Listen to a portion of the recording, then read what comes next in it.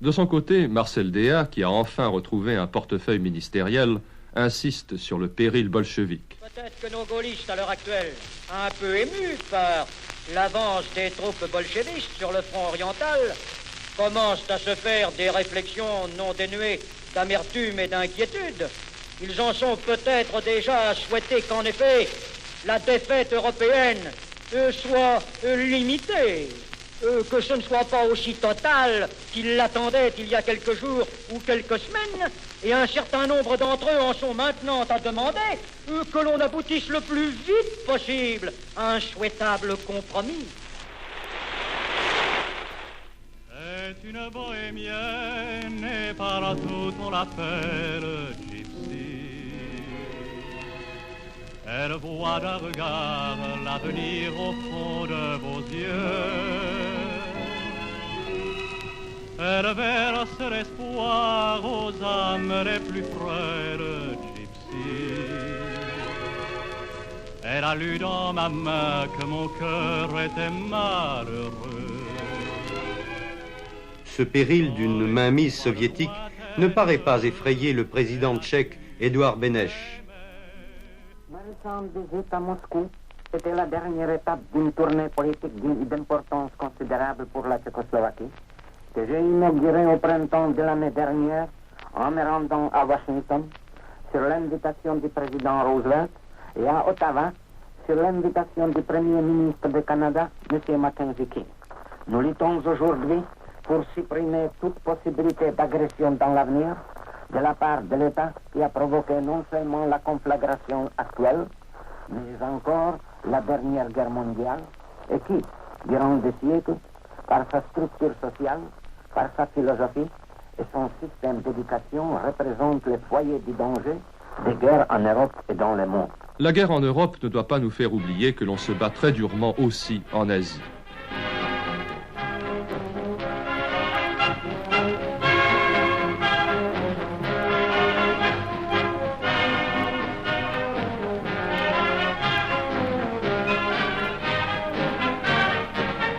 De la région montagneuse de Chongqing, le maréchal chinois Chiang Kai-shek lutte difficilement contre les Japonais.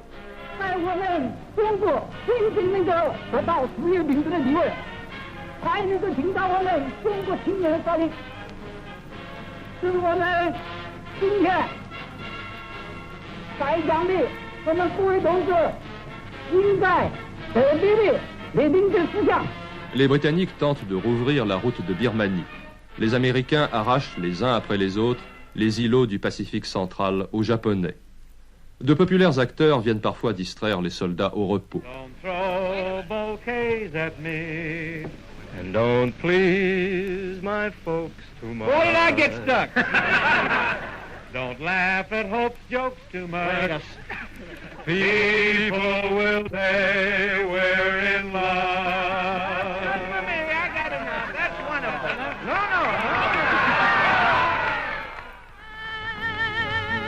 For the memory, you Uncle Sammy's crew are many far too few.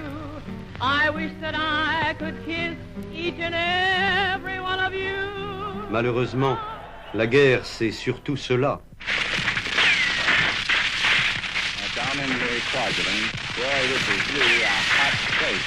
S'il y a quelques Allemands dans le camp allié, il y a aussi quelques Anglais dans le camp allemand, tel John Amray, le fils du ministre des colonies. Il ne faut jamais que nous oublions cette rencontre des deux libérateurs du monde en pleine Atlantique.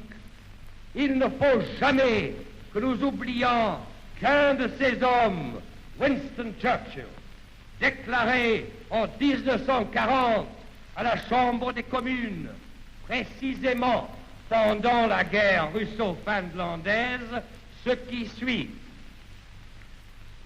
L'esclavage imposé par les tyrans bolcheviques est un esclavage pire que la mort.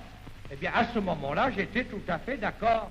Seulement, en 1943, cet honnête et magnifique défendeur de la moralité mondiale se croisait de la croisade des démocraties, sans rougir, sans le moindre gêne, dans cette même chambre des communes, déclarer, la main dans la main, avec ce grand homme que le maréchal Staline, nous allons, comme deux frères ensemble, vers notre victoire finale.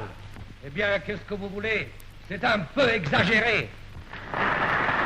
Ceci nous ramène en France, où un jeune chanteur fait des débuts très remarqués sur un thème américain. Dans les plaines du Far West, quand vient la nuit, les cowboys près du bivouac sont réunis.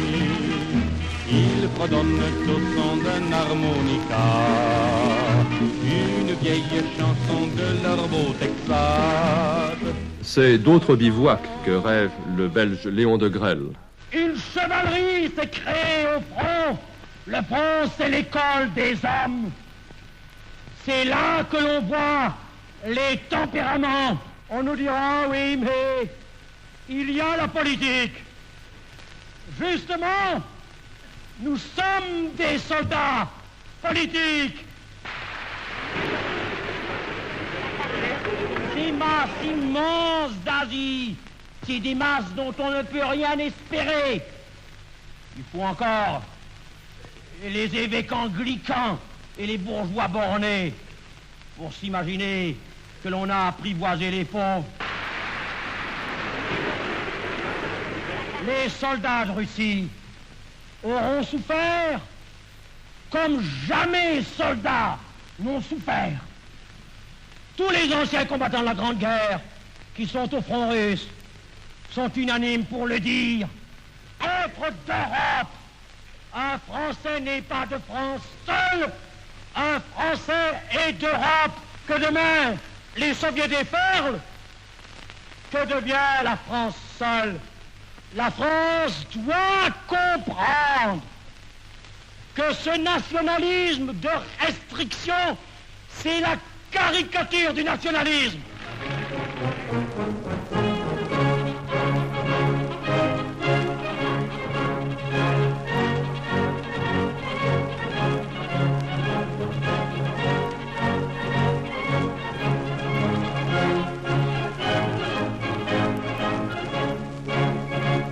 Le chef milicien Jean Bassompierre répond bien à la définition proposée par de Grelle. Il avait fait rendre les honneurs en 1942 par sa compagnie de LVF au fait d'armes de Birakin. Vous imaginez mon émotion et ma joie d'avoir vu en Russie, sur un territoire grand comme un département français, au-dessus de nos 32 points d'appui que nous occupions alors, flotter notre drapeau que chaque matin nos légionnaires hissent avec amour. Le colonel Piot commande toujours la LVF et bientôt les Waffen-SS français. Que sommes-nous maintenant en France? Peu de choses. Un pauvre pays qui n'a plus d'armée, plus de marine, plus de colonies. Où est le devoir? Refaire une force armée. Nous allons revivifier notre armée coloniale. Nous referons la Légion étrangère. Nous allons refaire les tirailleurs. Nous allons refaire les troupes coloniales. À cette réunion de propagande participe aussi François Gaucher. Les pouvoirs publics, certes, peuvent beaucoup, mais c'est quand même à la jeunesse de France de faire le geste qui décidera de tout. Et voici le commandant de Messines. Écrasez, assommez à coups de vérité dans ce peuple qui s'endort. Cinglez, flagellez, voyez cette jeunesse désaxée. Monseigneur Mayol de Lopé est le pittoresque aumônier de la LVF. C'est un beau mystère, une chanson de geste qu'écrivent nos gars à la pointe de leur baïonnette, avec l'encre de leur sang, sur cette immense page blanche de la neigeuse steppe russe. Jeunesse de France, comprendrez-vous le spirituel de la Légion française? Et Jacques Doriot vitupère contre l'insouciance des jeunes. Ne sait-elle pas notre jeunesse que si elle ne combat pas la jeunesse d'Europe qui donne son sang à flot sur le front de l'Est, n'aura que mépris pour elle? Avoir 20 ans vivre à l'époque la plus grandiose de l'histoire humaine et faire le zazou physiquement et moralement